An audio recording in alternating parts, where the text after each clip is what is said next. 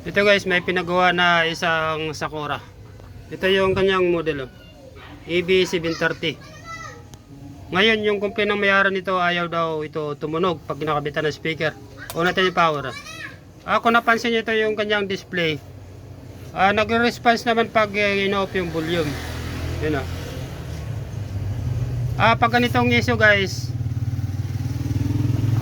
chichikapin natin yung kanyang mainboard. Yung tester natin nakasit na yan ng easy.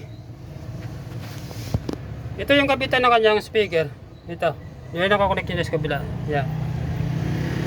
Pansin nyo guys, walang lumalabas na signal. Dito sa kabilang channel, wala rin. Pag ganitong issue, dito tayo magtutok sa kanyang main amplifier out. Amplifier board out. Yan. Pansin nyo guys sa kanyang output. Ito sa kabila. Yan, ganun din siya, may lumalabas na signal. Ngayon pag ganitong issue, dito tayo guys mag-concentrate sa kanyang speaker protect circuit. Kasama itong relay, kasama ito guys yung ito. Ngayon bago ko ito re-referin, actually ang napansin ko rito sa board nitong amplifier, mukhang upgraded siya na 502. No? 502 itong kanyang board. Kaya lang ito nga napansin ko parang upgraded siya. Ito yung kanyang kapasitor. Yan o. 80 volts, 10,000 microfarad. Ito naman yung kanyang transformer. Yan guys, 45045. Ulitin ko lang, yung kanyang board mukhang sa 502 siya.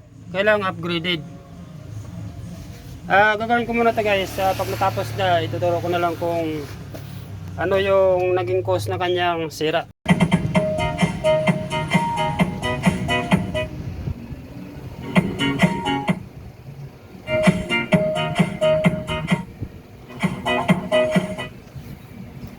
Ito na siya guys.